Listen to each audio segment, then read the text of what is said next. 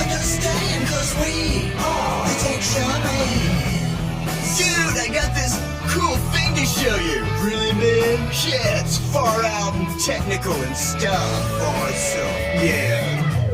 Come on and turn it on. Tune into the tech shamans. Come on and turn it on. Tune into the tech shamans. Come on and turn it on. Tune into the tech shamans. Come on and turn it on. Tune into the tech shamans. Cool.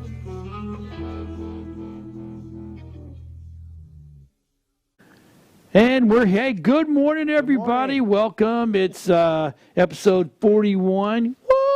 Yeah, we're back on track and we're good. So we have a super loaded show today. I mean, we're going to talk about. Let me see if I can do this right. We're going to talk about SpaceX. We're going to talk about. YouTube facts. We're going to talk about. Oh, let me jump over here. We're going to talk about, we can get rid of that one. Don't need that one. That keeps bothering me. We're talking about YouTube, not only the facts about YouTube, but we're going to talk about,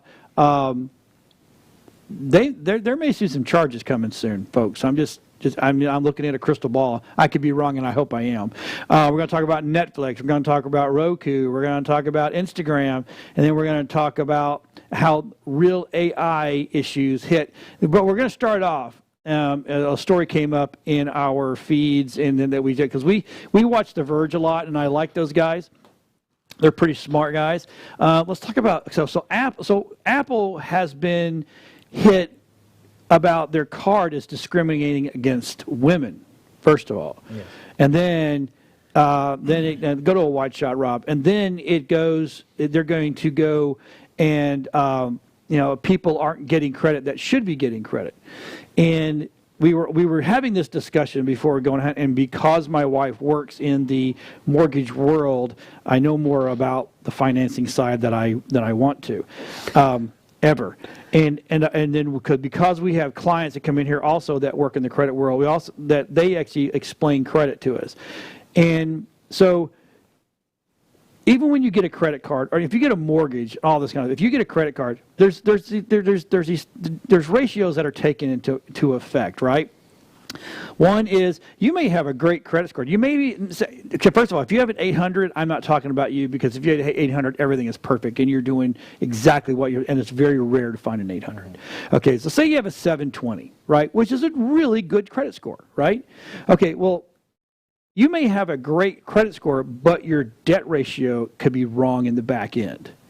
The days of everybody getting a credit card that can breathe are gone. Now you can always go get the, secured credit cards or the Verge credit cards or the Capital Ones will even start you off with a secure. Then you go into like a $500 balance. That's one thing. But to get a real good credit card where you got like a $10,000 or a $5,000 limit. Ducks have got to fall in a row, okay? Everything's got to be there. You got to have a good debt ratio. You have to show income. You have to show that you're, like with credit cards, you don't ever want to carry a full high balance. I don't know why I'm going into financial world here, but this is the way it is. If you have a credit card and you have $5,000 limit on it, you don't want to carry a $4,000 balance. You want to carry about $1,000 to $1,500. You don't ever want to pay it off, because then all of a sudden now you're not showing you don't know how to use it correctly. So I think this is what it is. I don't think they're discriminating against women, and there's no such thing as joint when it comes to a credit card. Mm-hmm. Unless it's unless you're signing up for a joint credit card. If a husband and a wife go for a credit card, it goes off what the husband makes, it goes off what the wife makes. That's just the way it is. So does the Apple Card ask how much you make? Yes, it does. Okay. I went through the application, got approved, but the bottom line is it asks you your income. It doesn't care about your sex, because it pulls that up anyway. That's on your credit. That's on your credit report. So it looks at what you make, what's your income, what's your outlay, and then they go and look at your credit, and because Apple has always been known to be a little bit an elitist product, they really are going to scrutinize what you can and can't do, and if they're going to do it. You know, you can have a lower credit score, like say you have a 700, right? But all your debt ratios are really solidly in line, right? Then you're going to get a higher credit limit. Yeah. But if you can have a 750, but all your ratios are just squeaking by to be that 750. Yeah, you're not going to get scored for credit. They're not going to get. They'll give you a card, but you're not going to get as high as a credit. You know, a credit limit. Mm-hmm. So that's all that how that works. I don't think they're discriminating. I really don't. I do think they are discriminating about who gets the card because they only want people. They don't want to have to go after people for money. Right. That's not what they want. That's not what they got in his. Of course, they have a rather unique way to collect as well. If there's an issue with the card and you've got your phone, it's one of those things where an app goes through and you find yourself paying it, you didn't even know it. All of a sudden, the phone turns off. They can't do that. No, they can't do that. Well, hold on a minute. This is all service provider. What about the new subscription service that they're looking at, where you get a new phone every year, you become a subscriber to your phone? Then they do control it. They do control the payments, and they can technically repo your phone. Just by turning it off. The phone. When you buy your phone. Yeah, when you buy your phone, but the new Apple subscription service they're talking about. Oh, well, that's where you're that's actually subscribing to your phone. Well. And Crazy the thing of it thought. is so if you go in and you don't buy your phone outright, say I bought my phone from AT&T and I own my phone. Yeah. But if you go in and you pay the monthly subscription to AT&T or Verizon or you're paying. You know, what happened is Apple. I mean, Apple has sold all these phones to all these vendors, so the vendors own the phone. Mm-hmm. Right. So you're not paying. So you don't pay your Verizon account or your AT&T, they're going to shut your ass phone off. That's just the way it is. But anyway, so that's how that all worked. I personally don't think there's discriminating. I think everybody wants it to be that way because you know what? Now you get to pick on one of the largest tech companies in the world and going, oh, you're discriminating. No, because if you go and look, in the Apple world, there's more women execs than there are. So I just don't think so. I think that's I think that's one of the most bogus articles I've ever read. Yeah. I just think people are pissed off because they weren't. It's like, and I'd love to say that I qualified for a Black American Express, but I don't. What am I going to do? Discriminate because I'm old and ugly? They're picking on me because I'm old and ugly. They won't give me an American Express Black. I'm pissed. Now I'm going to. No, it doesn't work that way. Sorry. That's just me. I'm crazy, but let's talk about let's jump into computer first. Because computer first, let's talk about hardware configuration. Yes. For small businesses because that's lacking. Oh, it is. I never realized. General knowledge. Oh yeah, I mean, you talk to some people. I literally know an attorney right now, and I can't say the name of the attorney. That attorney has this crappy old server, his own server, sitting inside his office, which is so hackable. Yeah. It's crazy, but the way he's got it all set up, it's mind-blowing that it even works. So let's talk about that. Well, if you're running a small business or anything and you're wanting to, for instance, you're getting started and you go into the store and you're like, oh, I see all these different devices and computers and stuff, whether or not it's a laptop or desktop. A lot of people get kind of confused about what would be either the best solution for them and what they would need. Mm-hmm. And a good rule of thumb if you're starting a business or in business, if you're going to get a computer, bare minimum, Intel i5 computer. If you choose an AMD, choose an AMD A. If you go with the A series, an A10 minimum processor. 4 gigs of RAM if it's just for light desk work. If, for instance, you're doing data entry, periodically you're going on the internet, but you're not really a real power user, then I would suggest 4 gigs of RAM, and you can do a standard hard drive, 500 gig and up, or even less at times. You don't have to get too crazy. Just the whole point is like an Intel i3 or these Celeron computers. Oh, you tell me Celeron's not good? No, not if you want to. Not if you want to be any kind of efficient in your business or get things done. If you're a power user or you want to be able to have multiple screens on your computer, then get a computer that has either discrete graphics or a graphics card that has multiple outputs, either HDMI or DisplayPort. Mm-hmm. And then also, if you're a power user, I would suggest i5, i7. You still can stay with an i5 and still have good functionality. Do 8 gigs of RAM, and I suggest a solid-state hard drive.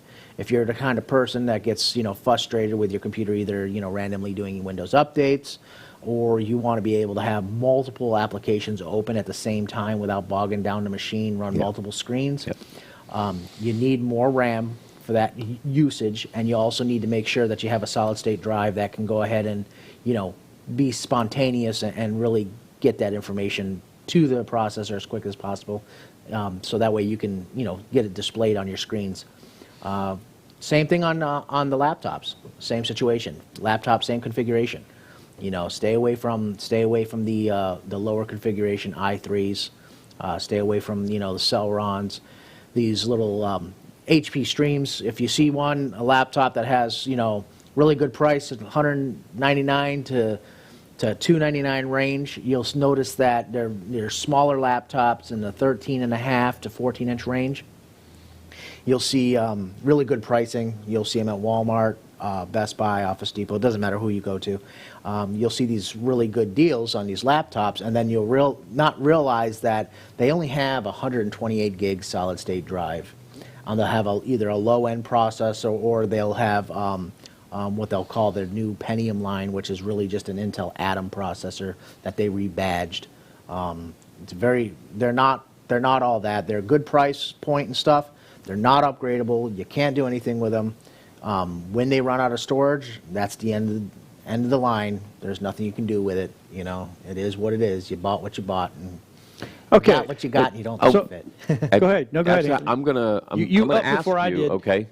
Let's say you are dealing with you're handling your own marketing. Okay. Okay. And a lot of marketing is image intensive, okay, or video intensive, and you may have your own video software on there. Maybe you have the Adobe suite that you're leasing for $50 a month, or you've got Vegas, which is my personal favorite for video editing. You've got these things on there. You need to be able to handle it. I know that on my old PC, I brought in the video from my drone, and it just sat there and showed me a static image. Right. I didn't know they made Vegas anymore. Not. Oh yeah. Oh yeah. Do they update it? Yes. Oh, it's constant. But then I'm confused. but then I moved the footage over to my iMac. And it just beep, and now I could actually watch it. Right. And it really does make a difference. It does.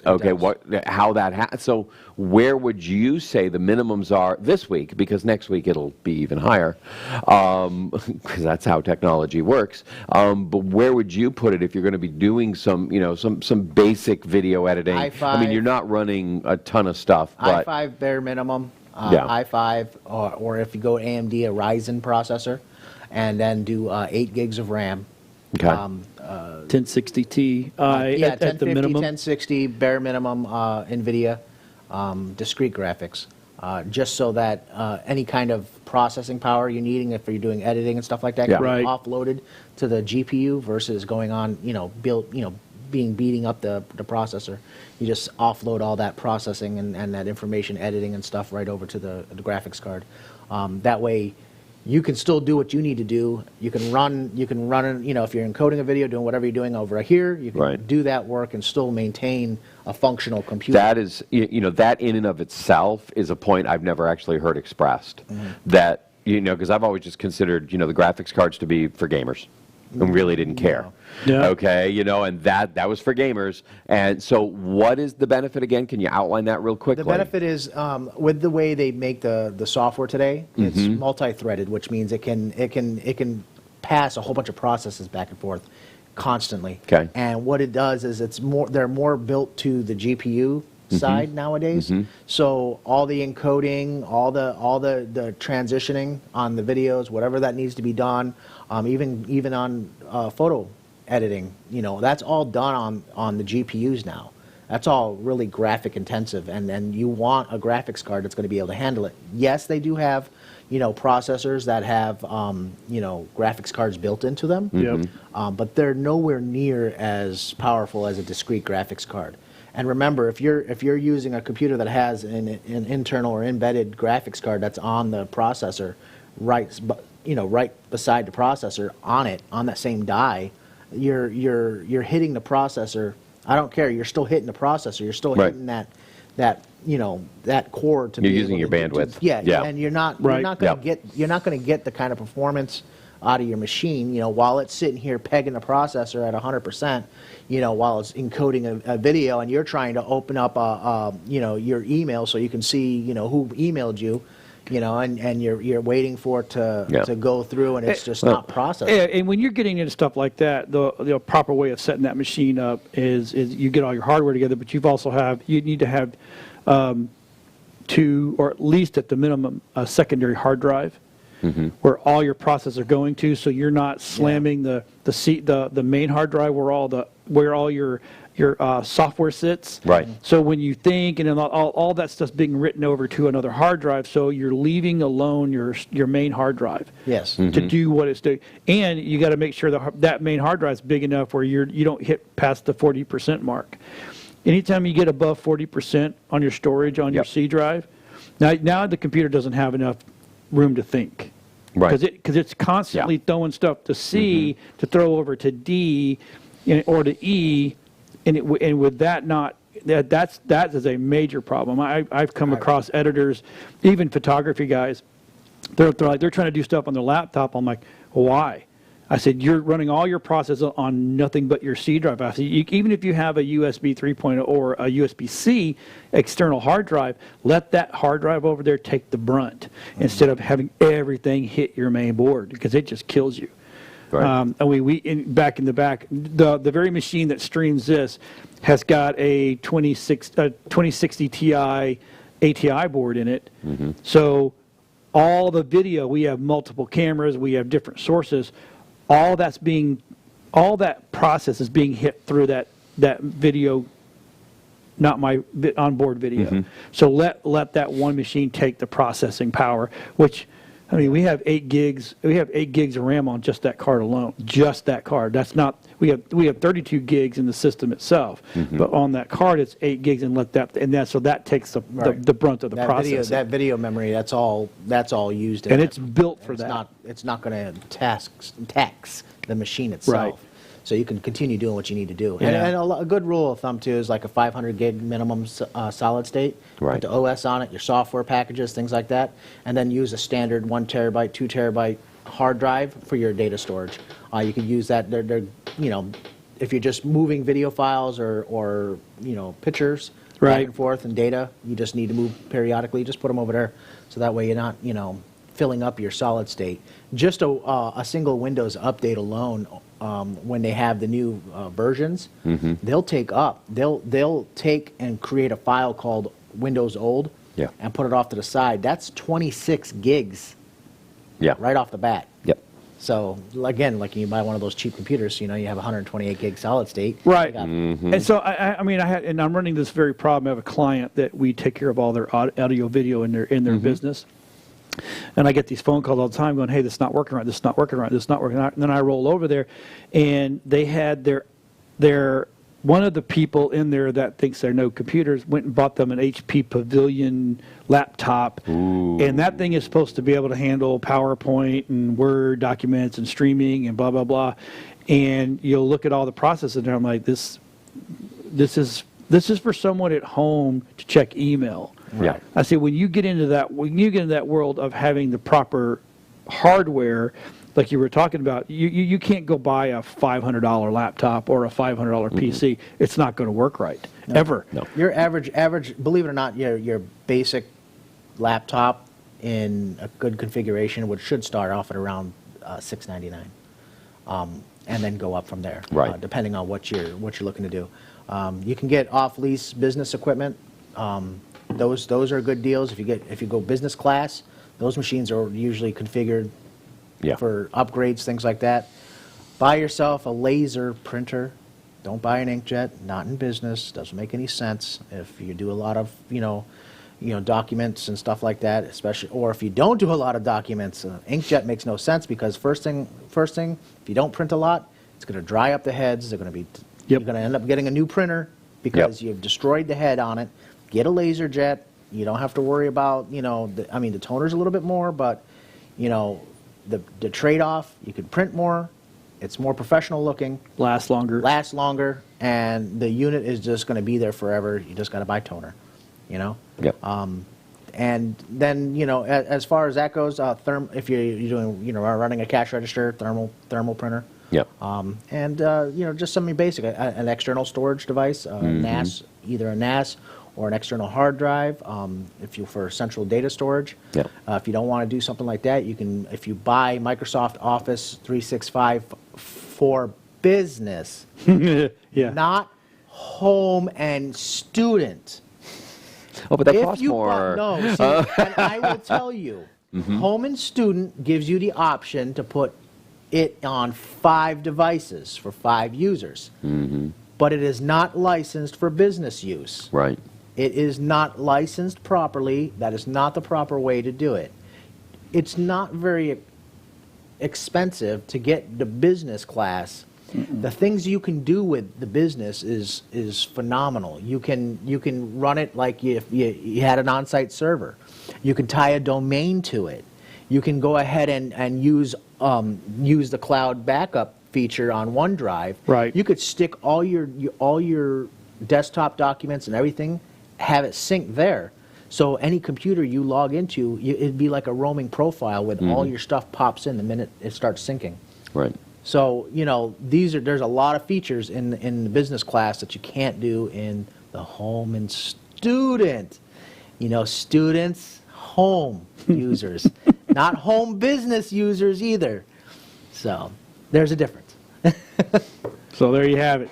It's all about it's it's the old rule of thumb is you buy. When I buy for 3 years from now. Correct. Instead of buying for today, because the minute you buy for today, you're automatically obsolete when you walk out the door. Oh yeah. No, I've got a PC. I mean, my PC, because of course I switched over to Mac.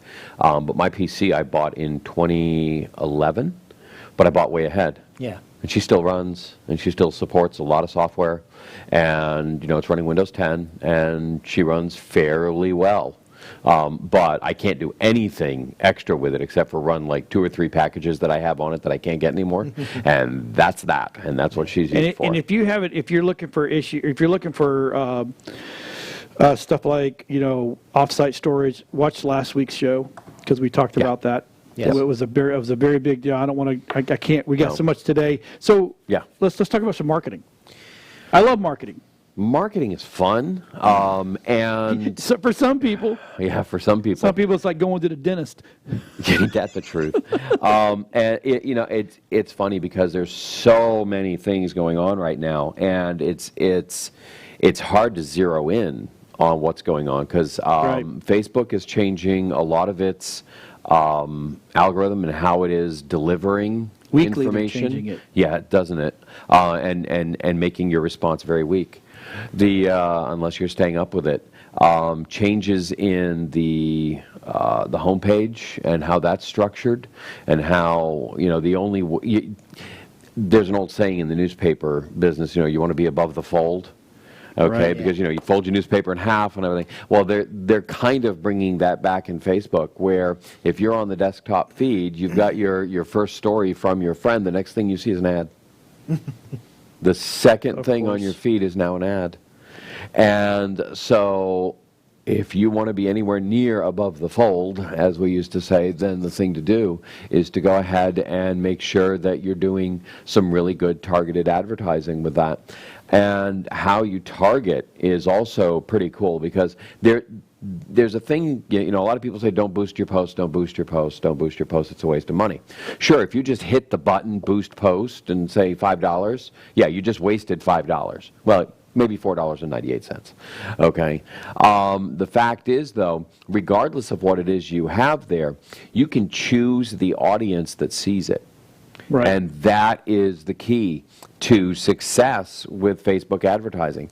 What's neat is if you're building an actual ad, though, you can do more than just select the audience.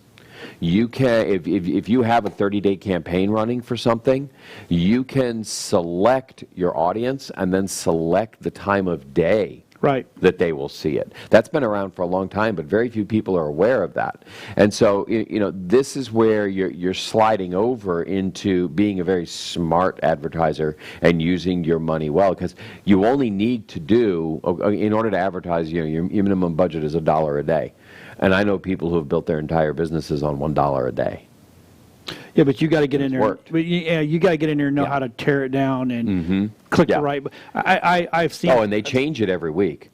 Yeah. The link you're looking for is gone. I think what Anthony and I will talk about this off, and we'll get some. I think what we're going to start doing is doing a daily marketing, just a 4-minute thing, just to show people today. Okay, let's go to here and we'll do the screenshots for you, and we'll roll that. So that way you can figure out your own advertising.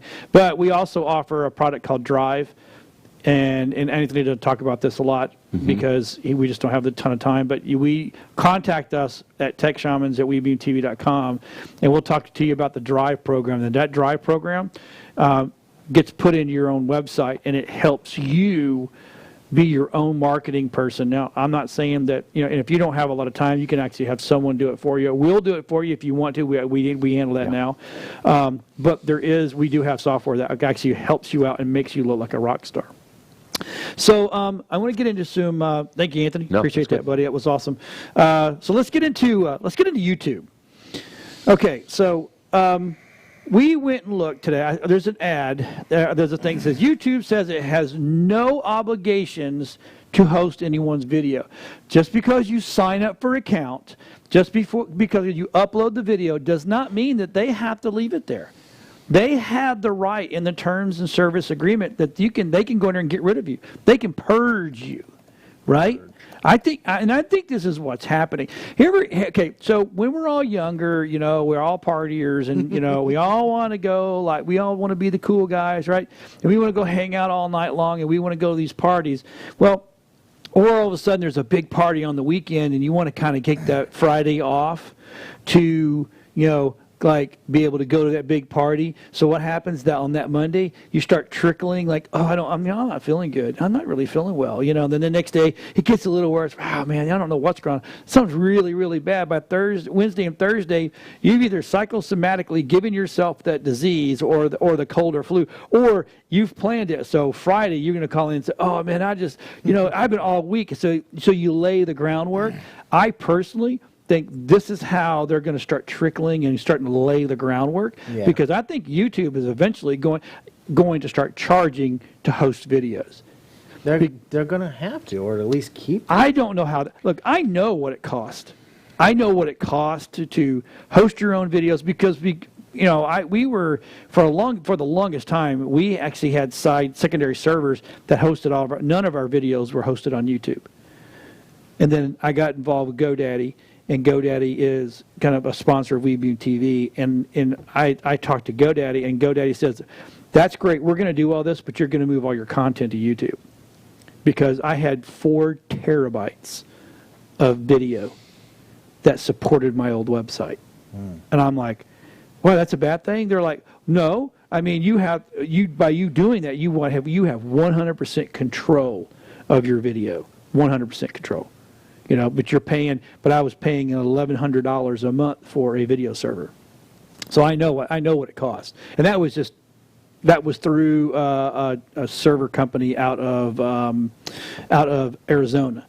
So now everything we do is hosted on YouTube, because YouTube and Google, same company, but they like to see that it's good for you for your back end.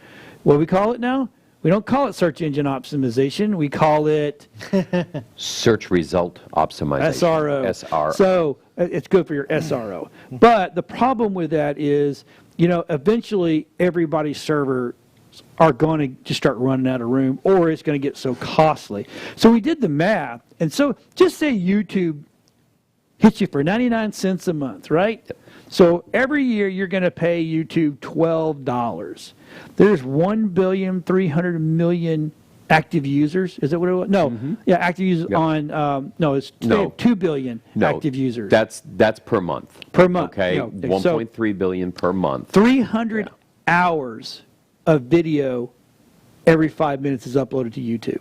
Wow. So YouTube is going to have to say enough's enough at some point in time. You're gonna have to Yeah. So and That's every 1 minute, by the way. every Not 1 every minute. 5 yeah, minutes. Yeah, every 1 minute. So and this is old stats here. I don't know where the I had newer it's even higher stats now. somewhere. It's crazy. Oh, here we go. YouTube stats. It says 2019, but it gives you back to 2003. Anyway, so if everybody pays $1 a month, right? And as of 2005, 1 billion. So it's probably 2 billion. That's $2 billion a month to go to their coffers to help pay for the standalone servers that they have.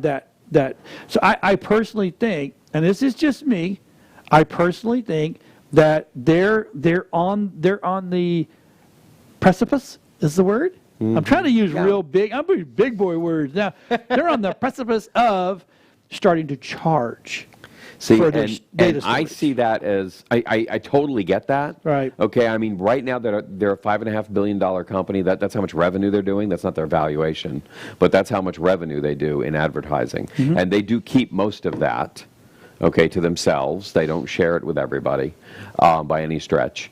But what I see there is they're trying to clear themselves out of the legal arguments that they're getting into with their content creators who are being deplatformed, Right. okay, because of the content they have.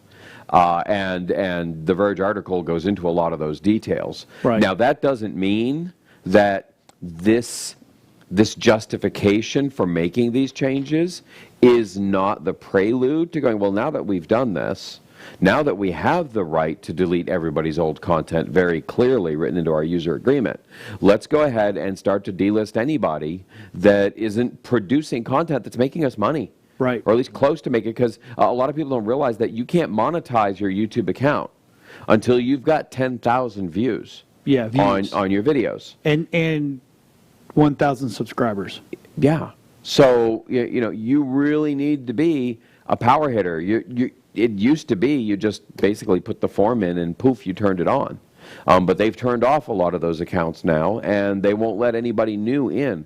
So once again, we're seeing, the squeeze towards the top. Those are the things that are making them money. And if we want to have the access and the free storage, which is really what it is now, although it's dumbed down, it's still free video storage for a lot of people, we need to start thinking about paying it. And even if just the people in America pay it, Right. okay, that's still, 300 million users at $1 a month. That's still, $3 billion a year in revenue.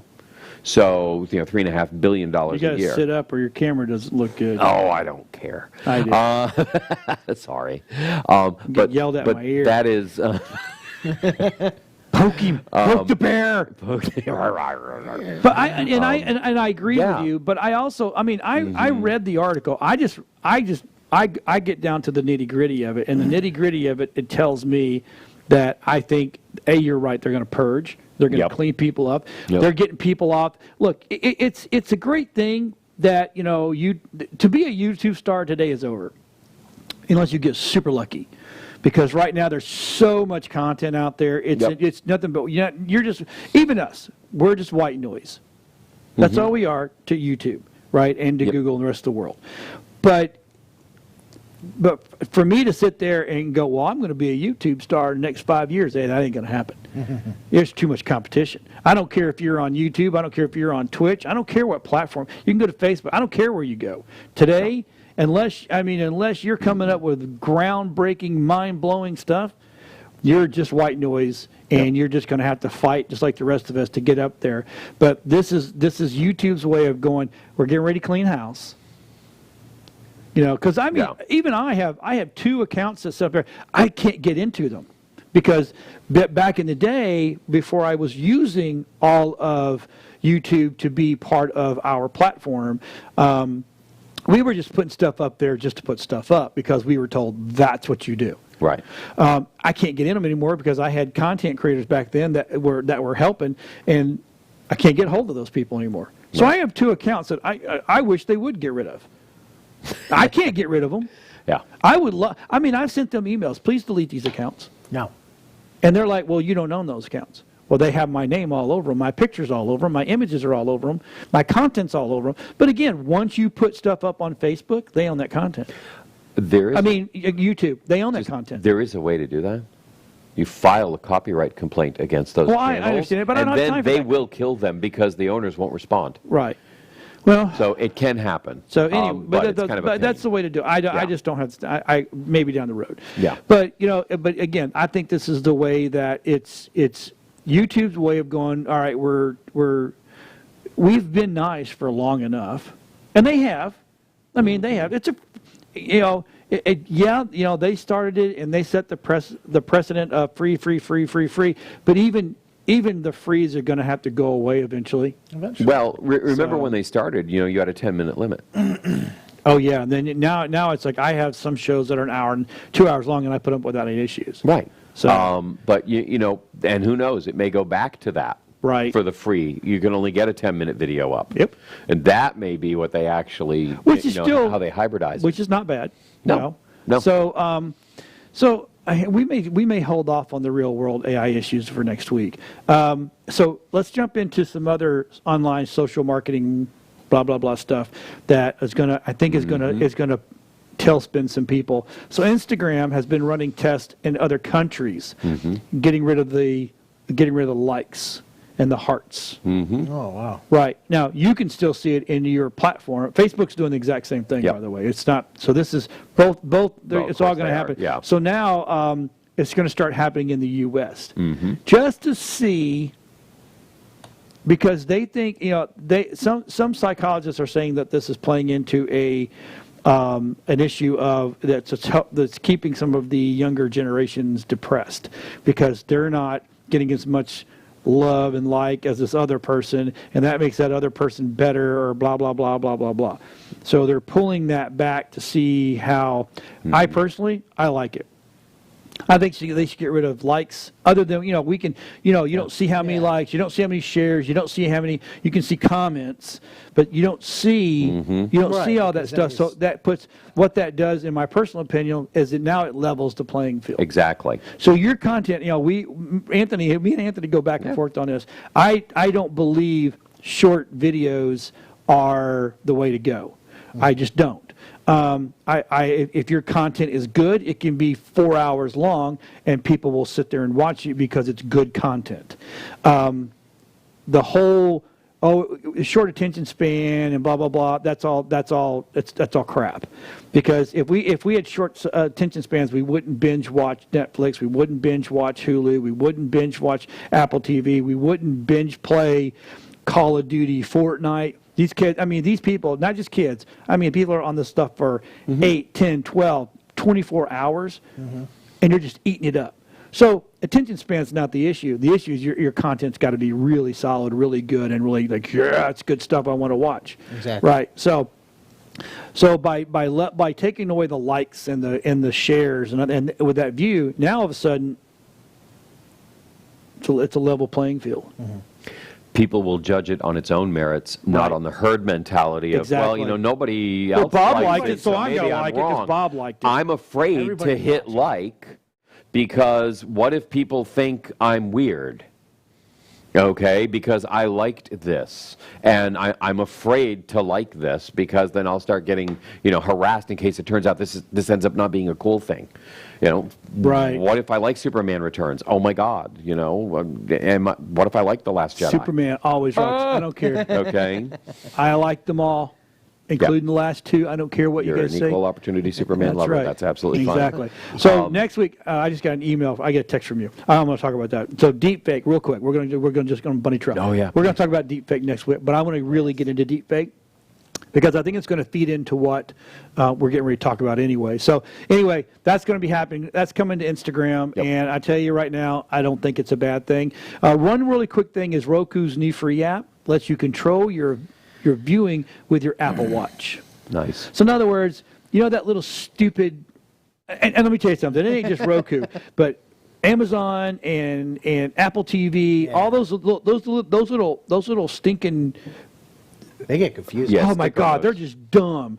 The only reason I keep my Apple TVs as much as I do is because I can actually transfer it and I can do control from my phone. Yeah. And my phone, it's amazing. My Right. Apple phone has so much more control from my Apple TV than the little stupid remote control. Mm-hmm. But so I get Roku's rolling out this new app that you can download to your smartphone and blah, or your smartwatch and blah blah blah. I swear Now, I used to run my Roku off my phone, but maybe it was my Apple TV. Apple TV.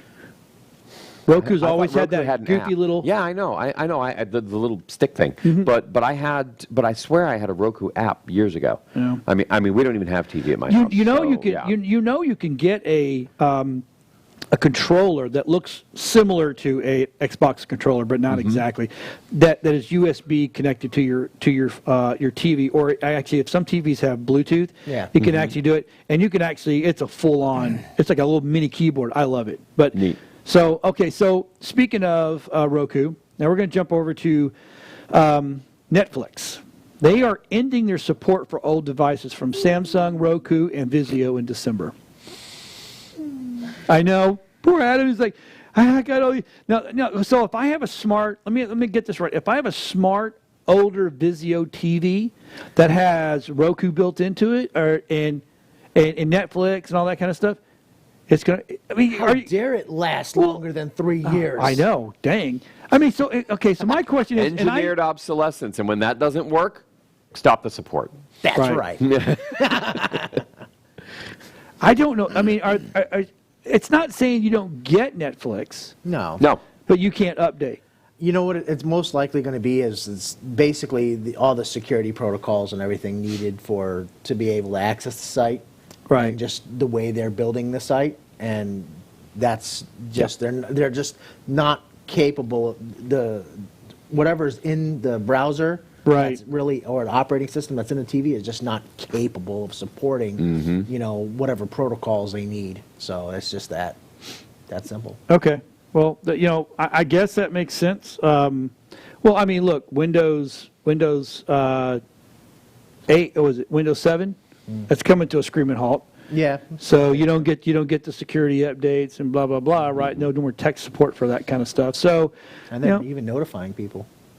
really? Yeah, they're literally Wow. they're literally sending a pop-up into your operating system. Okay, guess what? Guess That's what they're what? doing. Surprise! So this next topic, I left us a little extra time because all I can see is Terminators coming to the Earth. So I'm just saying. So SpaceX is launching their new. Let me see if I can find it. I hate when I can't find stuff. They launched today. Actually, I think they already launched. They're going to do their Starlink mission, which is going to give the whole world Wi-Fi. Here's my question: how are they going to get the little Aborigine guys out in Africa, in Australia, phones for Wi-Fi? Well, it's not fair that everybody else gets burned by the radio waves, and everybody else needs to too. So here are these people that have lived off the grid forever. They've never been on the grid. Mm-hmm. And are we trying to reach them with this product? No. So No, we're just trying to make sure that those who have it no matter where they are. No, So you're no. never out of range. Wait, that's not. I'm not going to Africa or Australia anytime soon. I don't Yes, think. you don't. You're going to go over on Osceola Drive, okay? And boom, you're out of range. The whole reason is when somebody decides that they want to go over there and just push everybody out of the way, they have internet. You know what they just wouldn't be able to do. Oh, we want I to see. stream ourselves pushing the natives out of the country. God, I don't get it. I mean, look, he's a smart dude, man, and I get, I just don't think it is personally. I don't think it's that big a deal. To have worldwide. All I see is Terminator. I'm telling you, that's coming. What was it? Was that Starnet or no? Skynet. Skynet Literally. is getting ready to be born. We are in Skynet, the Starlink. sky. I mean, he called it Starlink because Skynet was taken. Ah. Okay. Did he really? No. How did you find that out? Because I didn't see that anywhere. But it is kind of creepy, isn't it? It's almost like life imitating art. Yeah. You know what I'm saying? So next thing you know, we've got Terminators and we have to go back to so some of the first places. Star Trek. Kind of shows us. I know the real shows, the good shows. That kind of all the stuff that's ever came in there. And now at our age, and then we're here. We remember when we were I used warp to drives and dude, things like that. I used to love when Star Trek came out with those little flip phones. First thing I said, beam me up, Scotty. Of course. Because that was. And now I have a Bluetooth communicator. Okay, it's modeled after it's an exact replica, and it Bluetooths to my phone. No. So I keep the phone in the pocket, and it goes beep beep, just like the communicators did. I flip it open. I mean, I can voice dial from it. I can do everything from it. Where did you get that? I got that from Geek something. We will find out, and we will put that I will link, bring it in. I we will love put that thing. Link inside, yes, inside the description. I love it. It is fantastic. Because to me, and you may not be able to get them anymore. Really? Yes. This is like 2 years ago. I didn't know that. I didn't know they made such a thing. Oh, it's awesome. So and it works so perfectly. But so yeah, it's I mean, Mr. Musk, thank you very much for being as innovative as you are. I just don't see. I don't plan on going to Africa. I mean, maybe hey, look, maybe the little the Aborigine guys are going. Hey, we can't get no cell service. It says there has to be 400 Starlink satellites in orbit for minor broadband coverage, with 800 aloft for moderate coverage. So today is the first 400. Yep. Yeah, they have to send up. Yep. Wasn't there a movie that came out a couple years ago with Gerald? Depardieu? Yeah, that where he created a net around the Earth to help control weather. Sounds almost like a Dyson sphere, but yeah. There was a movie about this, and it went terribly wrong, by the way. Oh, jeez. But which it's always going to. Or how about this? It wasn't Snowpiercer. Do you remember what was it called? It was called There Can Only Be One. Highlander. Oh yeah. The last Highlander. He created this atmosphere protected thing. Yep. Oh yeah. So see, it's like life imitating art. It's like what? But I don't know. I don't think it's Elon's launching a true internet mesh network in the sky. It makes me go. Yeah. We got a mesh. Well, I mean, and quite frankly, he thinks it's going to be his big moneymaker. Because he's going to so it's not going to be free. No, what he's going to do is he's going to lease it out to the big providers, so they no longer have to go put up towers and maintain them. He's going to lease it all out from satellite, so that they're out of that business. Okay, so I've had HughesNet. Back in the days, I've actually I used to have it until about a year ago. I've had the satellite phones, and they do not work well. Not enough satellites. Yeah. So this is going to fix that. It's raining. Oh, the internet's down. That was my next question. Yeah. So when it rains, you don't have Wi-Fi. Well, my big issue is we have metal roofs on our house. So yeah, I mean, I have to like walk so far away from the house in order to take a call, or that we have Wi-Fi calling. Now, this is not meant to replace ground-based per se, but what it's doing is it's leapfrogging. In the same way that cell phones leapfrog landlines in a lot of undeveloped regions of the world. They didn't have to go in and lay the ground and put up the poles and put in the wires and all that crap. They just went ahead and went straight to Wi-Fi, or went to straight to cellular. They're kind of doing the same thing here with Wi-Fi. Right. And that is make the world Wi-Fi enabled, so that nobody has to go and put in the infrastructure. Okay. And then it's a matter of who's leasing the Wi-Fi in that area gets the charge for it. It looks like there's more than one company that's getting ready to do this also. Okay, so now that movie I was talking about was Geostorm. Rob was kind enough to go get it for me. There we go. And it literally is a mesh around the Earth that helps work with weather. So now, I mean, if you go to, there is hey, David Yoakum, he's watching. We have a lot of people. I have Jesse Phillips Smith, which I went to high school back with him in Olive Branch, Mississippi, a long time ago. But so if you go look at the satellite tracker online that we have now, you could literally almost jump from satellite to satellite amount of crap that's around the Earth. It's ridiculous. Yeah. And now we're going to go add 800, potentially 1,600 more things around the Earth. Of course. Why wouldn't we? Lord have mercy. And the next person who Then you makes the don't next $1 billion is how we're going to clean up all the space junk. That's it. I mean, okay, look, so my question is who's cleaning this crap up after it goes bad, because you know it's going to go bad? No, it just falls down.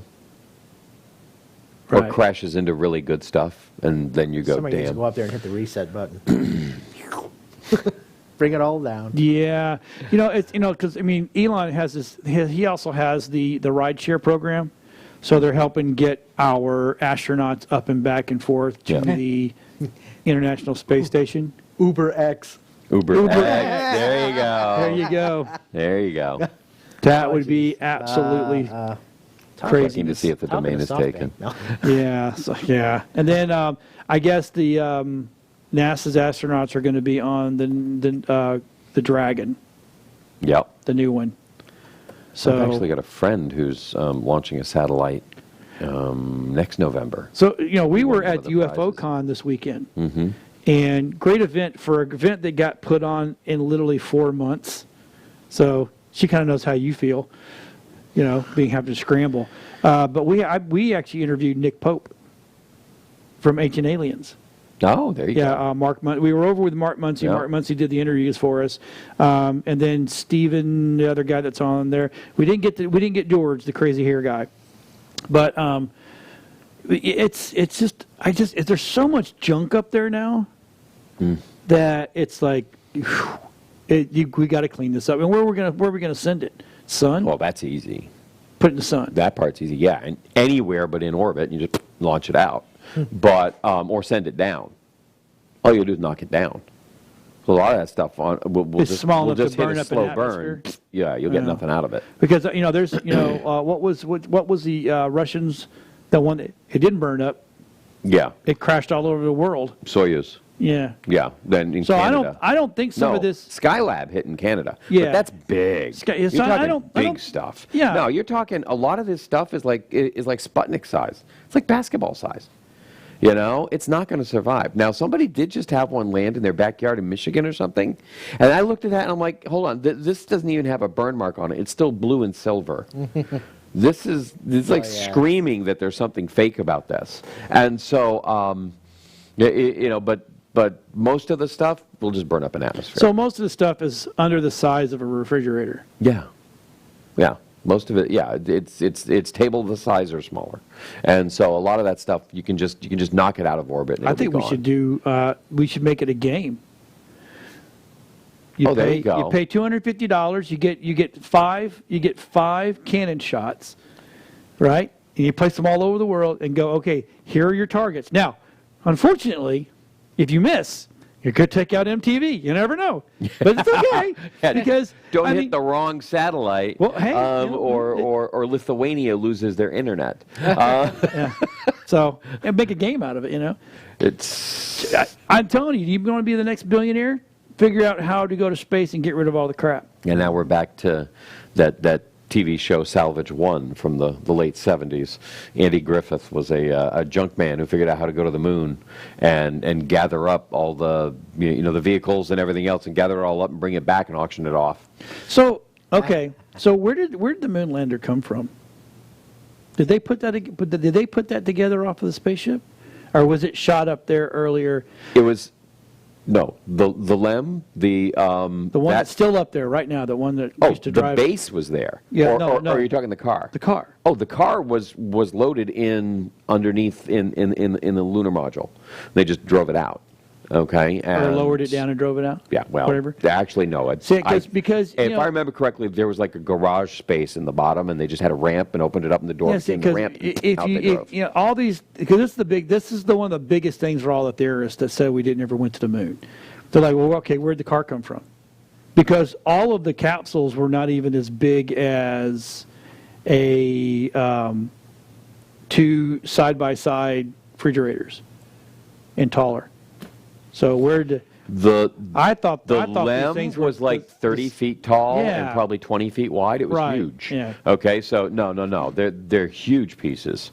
And so, in fact, they're big enough to fit a small vehicle inside. How about that? What a coincidence. What a coinky dink. Wow. Yeah. Yeah. So anyway, so next week we're going to talk about. You're not going to be here next week. Shh.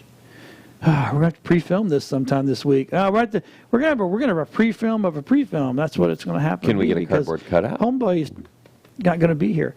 We will talk about deepfake because we've all talked about that on other shows. And It's getting deeper. And it's getting deeper. And faker. And faker. Right. So if you have any questions. Actually, no, less fake. Or That's if you the have any problem. show topics, email us at techshamans@webeamtv.com. So that way we can be prepared. Now, you got to do it early. You can't hit us on Sunday going, hey, what about this? Because Monday, that's not enough time for us to prep. No. So email If us. you're thinking about it right now, email it right now. Yeah, or message us, Facebook message it. We're on WeBeam TV. We're one of the only shows that doesn't have their own Facebook page. Maybe we should. We should. I'll talk to somebody about that. Yeah. Because Talk to somebody. But about that would involve technology, and that's Oh, I scary. What do we know about that? I don't know nothing. Nothing. If it Never was for mind. YouTube, I wouldn't know how to do this show. Anyway, that being said, hey, look, we appreciate everybody watching. Thank you. We really do. I do get great emails, and I get great messages throughout the week about, hey, I like this, but what about this? And I've even been corrected a couple of times, and then I went back, and then we kind of were talking about the same way. We just said it differently. So everybody have a great weekend. Oh, happy Veterans Day. Happy Veterans Day. That's right. That's Today right. is Veterans Day. That's right. Yeah. So if you're a vet and you serve, thank you very much for your service. We appreciate it. We'll see everybody next week.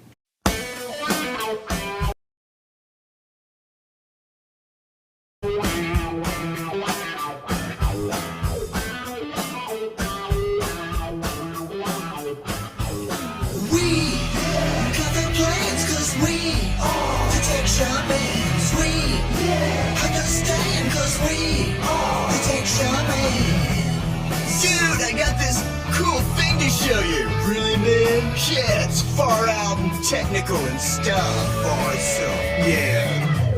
Come on and turn it on. Tune into the Tech Shamans. Come on and turn it on. Tune into the Tech Shamans. Come on and turn it on. Tune into the Tech Shamans. Come on and turn it on. Tune into the Tech Shamans. Cool.